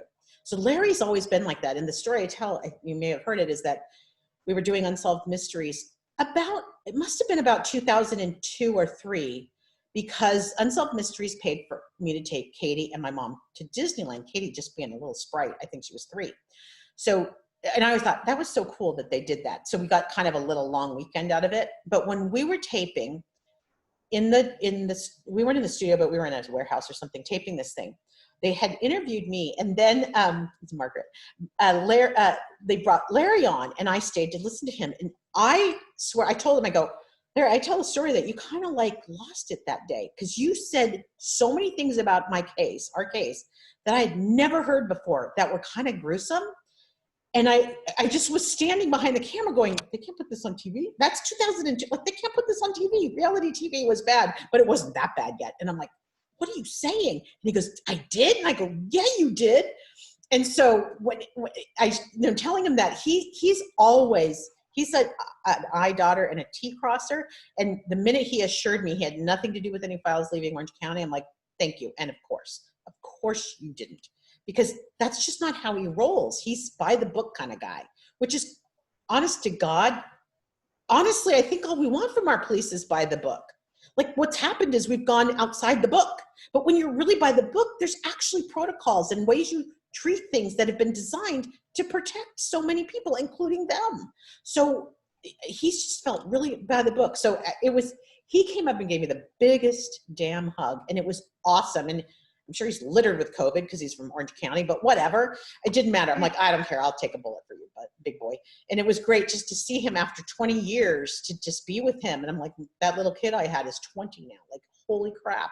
They had stuffies and toys for her at the cold case office down in Orange County when we went down to visit them after Disneyland. And they had given her the world's largest caterpillar, like those obscene stuffies that are out there.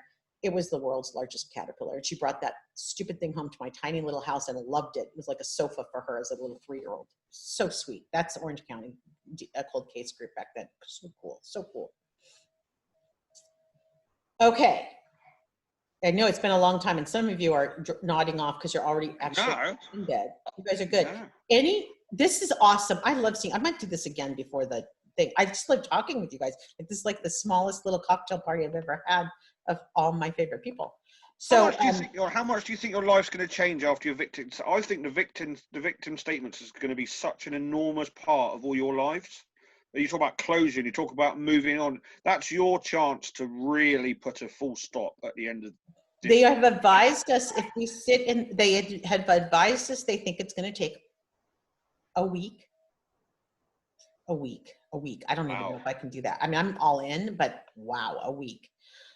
So they've advised us it could take a week. And then, of course, there's all the formal sentencing stuff too. I believe they're not through the uncharged, not I'll admit crimes, but guilty crimes. They'll have to do the charges. Also, the judge then apparently can be influenced at statements to add to the charges. I'm like, well, beyond 20 years, what are we talking about? This guy's like, we're going to be lucky if he makes it to Tuesday at this point.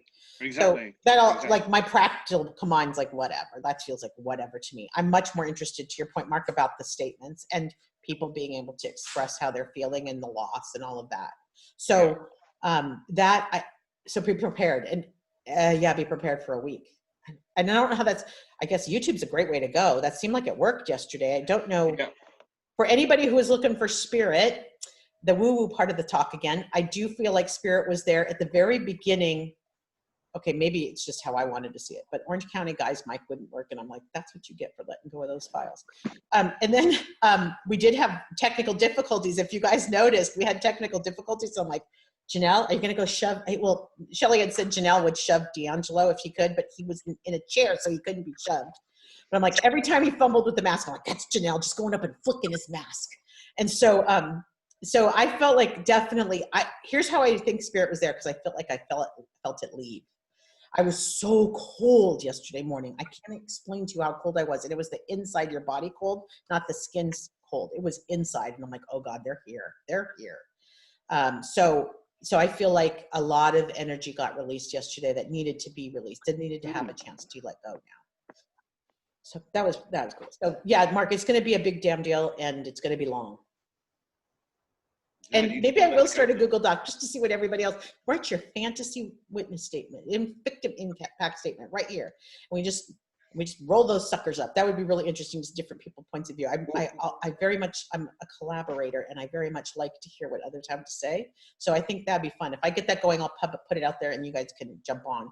We'll just be on Google Doc. So the only time he reacted yesterday was when someone stood up in front of him and got in his face a little bit. That's when she went to look about the whole small wiener, and she was stood right in front of him, was the only time he flinched or reacted in any way. So these witness statements are going to be really, really a real chance for you to put a full stop at the end, your full stop at the end of it.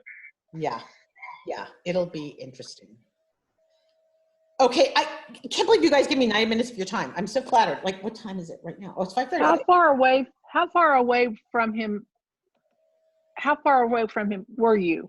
I mean, I would say like 20 feet. So I can't even do it in this room, but not, okay, so 20 feet. So like about 20 feet, and then that was the stage. Okay, so I'm assuming, of course, COVID will still be going on, but 6 feet, you can say, I hope they let you get closer than 20 feet, because you can tune out at 20 feet. You ought to be able to get at least 10 feet from him and just get in his face. That's a really good point. I will ask about the logistics. I did not expect him to face us. I'm so glad they did that. I was so afraid he'd be sitting sideways, and kind of see both ways, or that he was going to have his back to us. So yeah, if we look for what the gift the pandemic gave us a plea, which now, today, 3 days ago, I wasn't as happy as I am today. I'm super happy now to have the plea. I'm done. I'm happy. The pandemic gave us a remarkable setting. Like, that would have never looked the same in a courtroom. That actually was amazing in terms of the setting. I think it gave us ability to I didn't feel crowded or hot or so many things that could have happened in a courtroom we didn't experience. And then we had him facing us. And that was a gift too, honestly. A huge gift. I know BTK was sitting at the end of a table. Yeah. And he was sitting where he had to see the people. I think that they owe you that. Yeah, and they might, right where Jane was standing, they could put a lectern there with a camera on us if they want that for YouTube. But I'm with you. Supposedly you're speaking to the judge. Ideally, the way I understood it is you're speaking to the judge in your letter. Although you can say, Judge, Your Honor, may I address the defendant? And you exactly can do that. That's what you need to do. And so I can see why having us up front would be really valuable. And maybe, I hope it's not too scary for some, but we'll figure all that out. I mean, you'll be empowered. California is a legal cannabis state. We can figure it out. I liked the irony of where it was held. Do you know that he received his bachelor's in criminal justice from that very university back in 1972? It's so funny. I just heard that yesterday. I got my master's from there. So I felt really comfortable. I'm like, I'm at school. This is so cool. I haven't been back here in a while. It's very cool that it was actually where he got his stupid degree. Isn't that where he met Bonnie too? Oh, maybe. Wasn't it Sierra College? Was it Sierra Foothills? Oh, yeah. You're probably right. I thought it was at junior JC. But the thing is, I'm going to reach out to Sac State and go, just in case you're worried about having a creepy alum, you had also some cool alums. So, just in case, in terms of the case, because I don't want him to go down as being like, DeAngelo went to Sac State. No. Some of the others went to Sac State too, damn it. And some of the reporting yesterday was that the reason for the clear mask was so that you could see his expression. Yeah. So there was no mask. And I didn't have much reflection, but then I was down below the lighting. Could you guys see him very well? Oh, yeah. When he remembered to slump forward, you could see him better. When he remembered to do the black jaw thing. Yeah. That's right. When he reached up to scratch himself, he forgot he's supposed to be feeble. Oh, good. And then the wiener joke, and he suddenly sat back like, what? you know, and then he, oh no, I'm supposed to be decrepit, and he sat back again. Yeah. One thing that I noticed at the end was interesting is right before they dismissed everyone and they were talking about the having the sentencing being so far past the normal amount of time. And I saw his attorney was leaned in and speaking to him, and he kind of looked, he lost that feeble look and he rolled his eyes at something. Like he just totally looked like, oh my God, like this. And I could tell, you know, I mean, I could tell it was an act the whole way through, but that really was like, you could just see him snap out of the act and clearly be annoyed by it. Poor baby, it was supposed to be done. The press had been told at 3:00 the press conference would happen. And I think I mentioned you guys, Cheryl Temple had thought, she had done the math and she said, on a good day, it's 3.5 hours. And this is not going to go fast. And it didn't. And so as 3 went by and I'm like, oh my God. And like, it would have been another hour. I thought, oh, poor baby, this is going long for you. I'm so sorry. Is this hard? You're sitting there like, we all have breathe. We can't swallow. Our stomachs are in knots. And yeah, as I stood there looking at Cheryl Temple, somebody said, were you taking pictures? Because I had my hand on my stomach.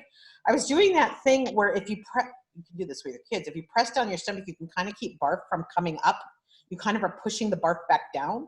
And I was literally pressing on my stomach to push that. I'm like, if I vomit right now, I kept thinking, I was listening to her, but I'm like, if I vomit, it's going to be one of those chain reaction vomits and everybody else is going to vomit and it's going to be disgusting.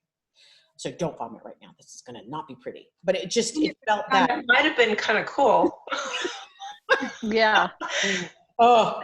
Not for you, but for him. Room. Yeah. Oh my God.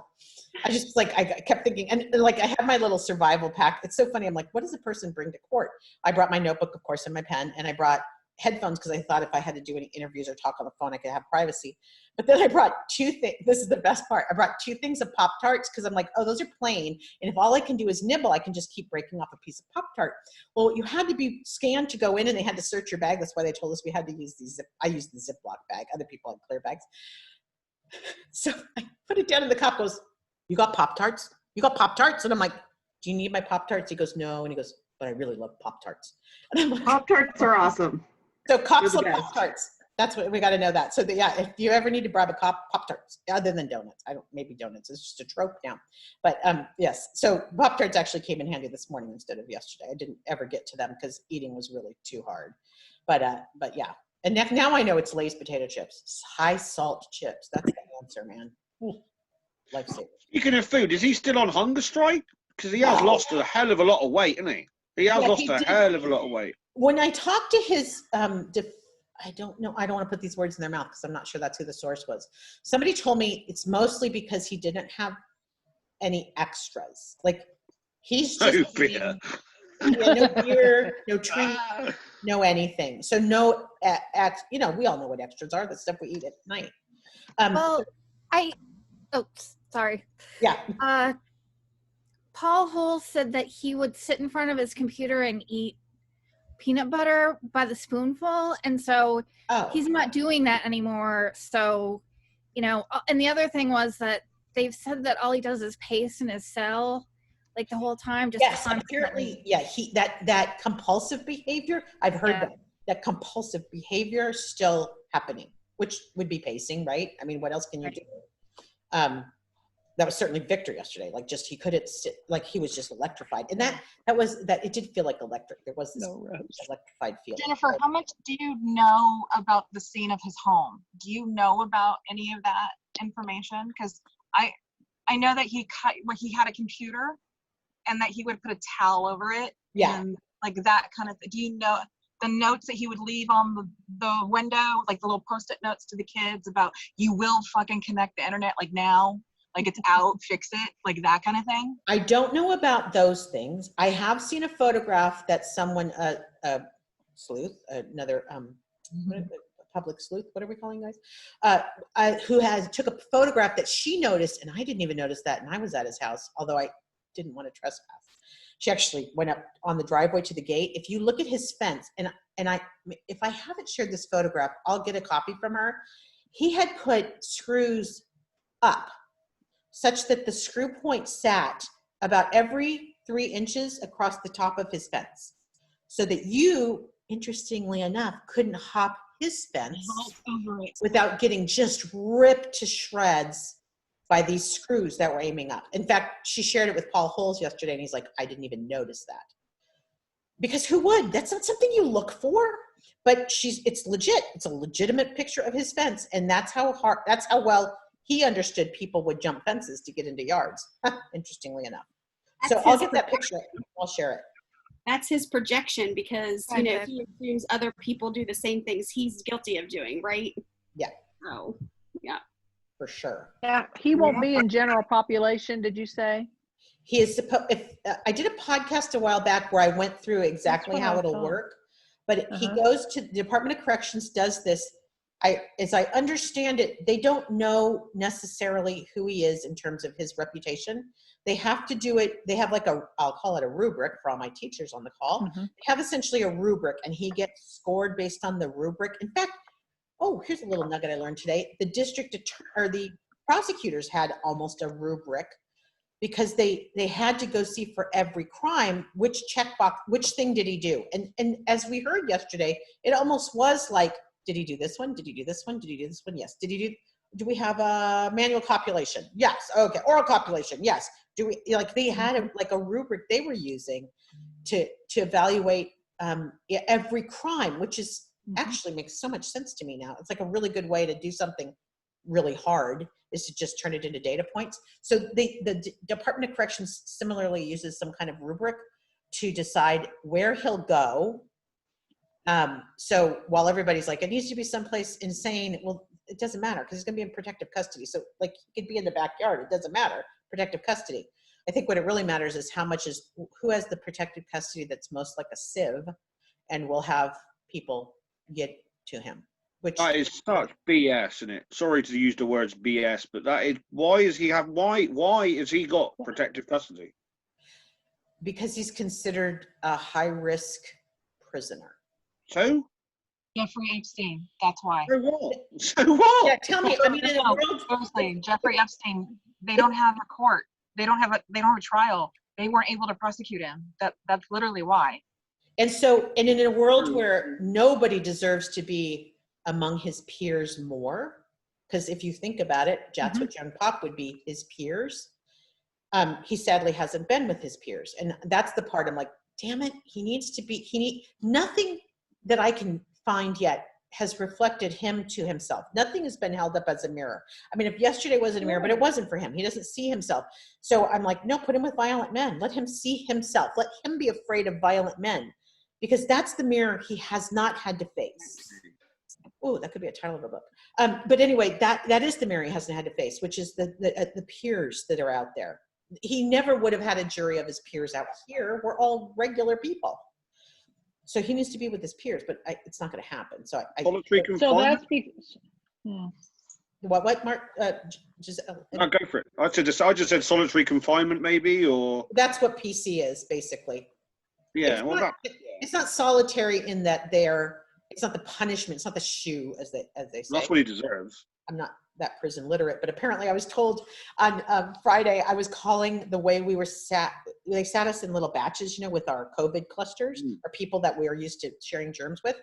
And I was calling them pods, and I was told by the public information officer, she goes, you can't call them pods. That's prison lingo. You have to say cohorts. And I'm like, well, now I'm educated. I did not know pod was a prison lingo thing. Guess you have pods of people in prison. So if he had more of a record, he had a lifetime of a rap sheet, in other words, he would be in general population, because he would have a history of doing this. Is that what you're saying? No, and it's because more he doesn't. about him being, I hate to say this because this isn't what I mean, but it's more like him being like a VIP. Yeah, he's a celebrity. High target. He's a high prize target. That's high it. target. Yeah, that's really it. And you think about, I hate to say this, but if you killing them would get you major props in prison. Right, and that's the thing. If you think about this from the Department of Corrections, they don't want it to happen on their watch, right? Like just like with Epstein, you don't want it to happen on your watch. So this is more about people and their jobs than it is about what's right and wrong. Well, and he's kind of double points, because not only is he celebrity for everything that he's done, which is horrible, but he also used to be a cop. Oh yeah, and a pedophile. If you want to go for a hat trick, he's on a sex register now as well. Yeah, he's a registered sex That's right. Well, that's a hat trick right there. And he raped Minors, basically. Minors, yeah. raped kids. I mean, I look at Margaret, she's sitting out there having her coffee, and I'm like, she was 30. He's like got the trifecta, right? Where he like fits all the like higher people want to kill you more in prison for certain. He's got all the, yeah, he checks all the boxes. Yeah, his own. If he got a death penalty, would he not end up on a death? Would he not go to death row? No, no. But he would still get his protective custody then, yeah? You want to be scared right now? They're trying to get the prisoners out of San Quentin because they have something like 700 plus cases right now of corona. Gary Ridgway got 5 votes to release him. Luckily, the other 7 said no, but still 5 judges voted to release Gary Ridgway because of COVID. Who voted for him to release? Who voted for him to release? I'm just like, COVID, okay, figure it out, guys, but especially at Quentin. But I mean, I don't think there's certain crimes you don't need to die for. I mean, I'm sorry, that's not fair. But at the same time, come on, we got to figure this out. We should. Gary Ridgway. Yeah. How was this not? I just don't want it to be too cushy for him. No, exactly. Exactly, like a TV and radio, and he should be Well, solid. He makes it to August. That after a while. They don't have that. They have to earn it, and they have to pay for it themselves. He'll get Jerry. He'll get Jerry to do his chores. Jerry will spend his time in prison for him. Do the hoovering and whatnot. Yeah, he'll do all that. Yeah. Okay, wait. Where is wait, who just said that? Claire, was you that said you started? Who started reading the book already? The Huddle book? Anne. There was 2 Anns. I was one of them, and there was another one as well. You said you were just getting started. I'm just wondering if, because I don't know how, it said the girls might be close to him now. I didn't think he had let them come visit him. Maybe they're writing letters. But God, it's not on the record. Everyone, because people constantly check to see his visitor log, and they've never been on there. So I don't know if they're just not putting them on there as a courtesy, or if they generally aren't coming. Phone calls and letters. Like, honestly, I would need to talk to my dad if he was arrested just to go, what the fuck? I mean, seriously. So it would make sense if he's at least on phone calls in some way. And in in the whole book, it does say that his one daughter, the middle one, I think, not Tasha, she got married, like right after he was arrested. She went to Hawaii and got married, which interesting. Poor thing. And that was an interesting bit of discussion at the wedding. Where's her dad? not an invitation. Why didn't your dad walking down there? Yeah, there's a bit of a problem with it. Well, kudos to her fiance for not walking away. Kudos to him for standing by her. Absolutely. Or did she marry a man? I just was presumptive there. But well, I don't know. I mean, he didn't say, so I don't know. You're right. yeah, kudos to her, her partner for sticking with her, because to the I spouse. can't even imagine. Even hesitation would have been devastating. So do you think they had a part in him coming clean? I know that obviously all the DAs obviously made it, but do you think they got the daughters in to talk to him about, look, Dad, just own up? Just you don't think they played a single part in it? I think he's just a coward and didn't want to die. Yeah. I will, Mark. I'll definitely keep my ears open for that. Let's put it that way. And if I get to talk to James, surprise me if they did. You do hear about things like that. They do set meetings up like that, and maybe they brought the family in. Maybe they're the only people who can get through to him. You know, I don't know. Well, and I've been keeping a list of questions, and you can tweet them to me. I'm trying to build a list of questions because what James Huddle would like from me is the kind of the list of questions. I get it. He doesn't want to be like putting off. Oh, yeah. So if you have any questions for James, but I'll ask that actually, Mark, because I think that's interesting, and I care about the girls' humanity. I mean, they're a victim in this as much as anyone. Well, not as much as anyone, but their lives have been turned. But their lives, yeah. Just, I mean, can you imagine loving him? Like, I'm so sorry. That's got to be hard. And yet, I just hope that they have therapy, that they're seeing someone. Mm-hmm. I mean, and that was the thing that I kept thinking about yesterday and I mean, I felt bad because at some point I just had to turn it off because it was just so much. I mean, you know, and obviously you think about the breadth of all of these things that he's done, and even the things that will never be prosecuted, or the statute of limitations, you know, have expired, whatever. It was just like, I can't listen to this anymore. It's just too much, you know. It's and yeah, and I felt bad for everybody that was sitting there listening to this just litany of filth, you know. And I almost felt guilty because it was like, well, they can't walk away from this, but the longer I listened to it, the madder I got at Sharon. Yeah. And I was just like, what the hell? I mean, how could she not have? That is something that just, I don't understand. And when she like filed for divorce and, you know, they finally finalized the divorce, I felt kind of bad for her because I wondered, like, well, maybe he is the type of person that said, you know, if you try and divorce me, I'll kill you or whatever. Because there were a lot of stories about him driving over to their house, like long after she had moved away, and him standing in the street just screaming and screaming and screaming. Mm-hmm. But I just but everything I've read about her and heard about her since, you know, he was arrested, it's like, what's her deal? You know, like, I just don't get it. So those are some interview notes that I hope get released. I'm a victim of domestic violence, and it's very hard to get help in a situation, especially if there's religion involved or anything like that. So for me, I really feel for her. She had to divorce him also to protect her assets, because she can lose all her assets. So you're right. There are very legitimate reasons to sever, to protect things. I thought it was interesting. The judge brought up yesterday restitution. Like, restitution from what? What are we going to get restitution from? He can't even repay the state. So I read an article just yesterday or the day before about Sharon did not divorce him until 2019. So they were separated, right? Wow. And she was able to get his pension and his house. Well, I think it went to his granddaughter, but whatever in their divorce settlement, that's what she negotiated for all of the assets, I'm guessing. Yes. Right. And I understand like the financial implications and everything. But just like other things I've heard about her in her business dealings, it just like she just comes off as like, I don't know if that's you know, like, did she grow up in an abusive home? You know, was that a consequence of living with this abusive man who's constantly screaming at her? And so she took that out on everybody else. But everything I've heard about her, it's like, oh God, like. Well, I don't think the law in California applies to her about profiting off of a crime if she writes a book.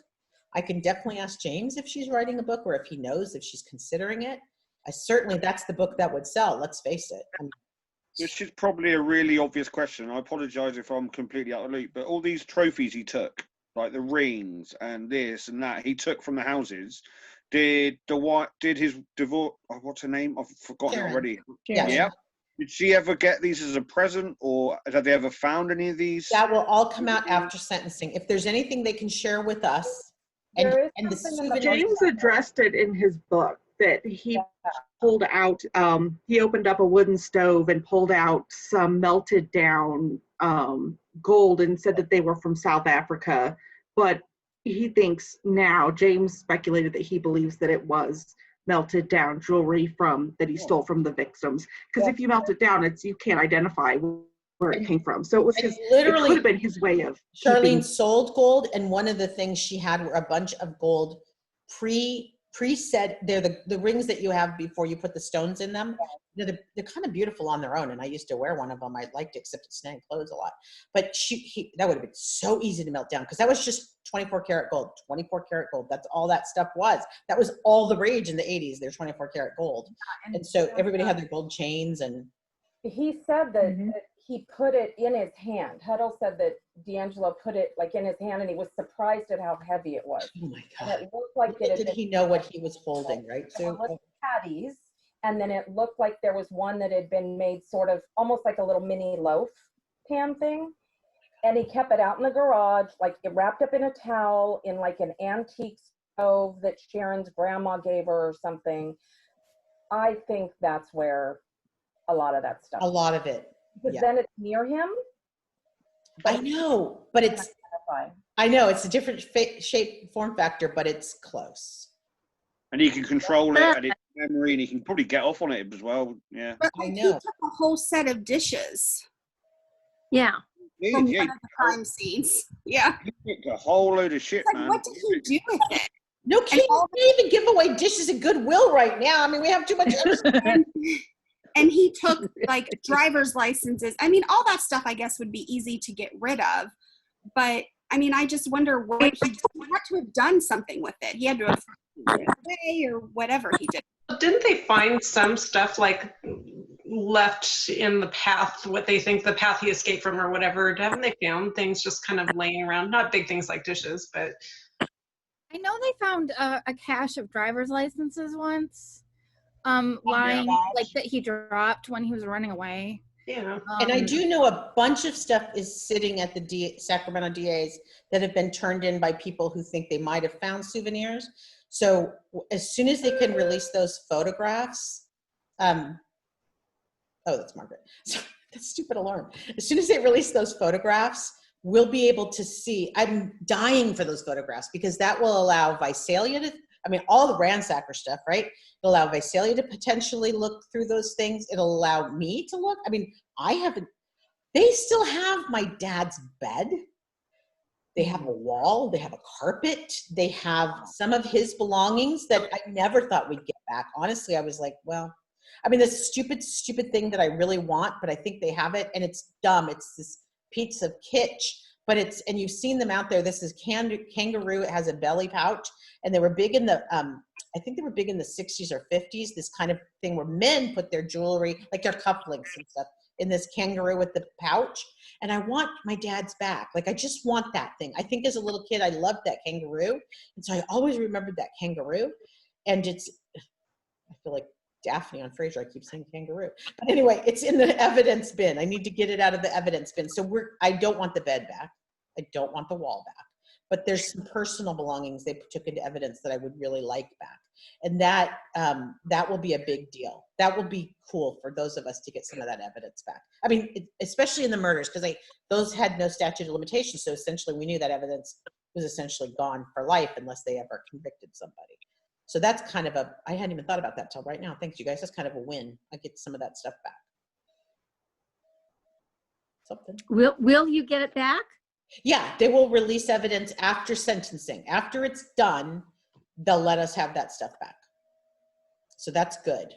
And then I hope they'll release the pictures of the unidentified stuff. And those of you eating are making me hungry. So yeah, me too. I'm not gonna have a midnight feast in a minute. For drinking. Yeah.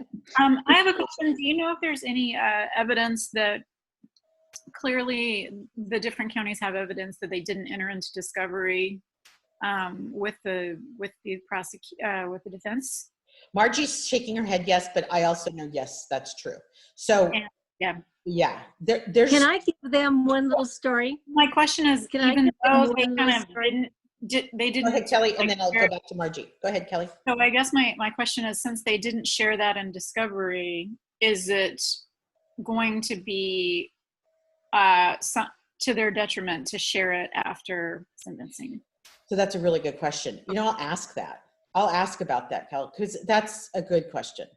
And you know I'm curious about the law anyway, so I'm kind of curious how that works. So I'll find out about that. And then Margie, you wanted to add something, a story about something? Okay, when we did the podcast, right? One story that I never told you about. Visalia. If you have it, I'm pointing to Margie on my screen, but this is Margie in the Visalia podcast. So Margie wine, not Margie Scotch. Okay. Yeah. Yeah. No, not. I'm the wine drinker. Your mom is the Scotch drinker. That's right. Okay. So one of the things that a friend of mine who was being hit turned in was a silver box, and it was homemade, and it had the name STANTON on top of this box. She turned it in to Sacramento in 2013. Okay. We want a picture of it. And they're ignoring her. They're not giving her a picture. When she turned in 200 pieces in 2018, I believe it was, she has pictures of all those. Okay, the ones in but not the 2013, earlier she stuff. Okay. No, and okay, so why that box is important. In Visalia, the ransacker hit that home. The Stanton. On Howard, yep, on Howard, right next to the ditch. And well, he was my high school boyfriend. And I knew he was doing that kind of stuff because he made a ring for me that was also stolen out of my home. We want a picture of that box so I can go to Mr. Stanton, who is an attorney, and say, is this the one you made in high school? We So can't get I know a the picture of friend it. you're talking about, and I'm pursuing those photographs for that Okay, reason. good. So I will pursue those photographs because I think that's important, and I do feel like It is. Visalia It'll tie it. yeah, I feel like Visalia is getting kind of shortchanged in all of this. So I'm going to do what I We can. know why. We know why. Yeah, well, I know. And Okay. Well, when you write your book, Mark, okay. you're Well, gonna know why too, and I'm you done. also know why. Yeah. So I'm okay, muting myself. I'm gonna wrap things up. So we're done. But you guys know where to find me, and thank you so much for this discussion. I actually, this to me is more enjoyable than anything else I've done today. So thank you. I really like talking to everybody. And maybe we'll do one more before the witness statements. I'll start that Google Doc. Now I'm intrigued. I'm like, oh, I'm gonna go through that. I'm gonna start to see. I'm gonna do my little rhetorical analysis and see what the trends are. That kind of interests me as a rhetoric study. And if you don't know what rhetoric is, that's the art of bullshit. And I give you mine. That's why I'm very good at it. Okay, I will, I'm going to end the meeting, but I thank you guys so much for coming. And then I'll post this. If anybody says, I missed it, I'm going to post it. So it'll be up there. Is that good? Thanks, everybody, so much. See you soon. Bye. Bye.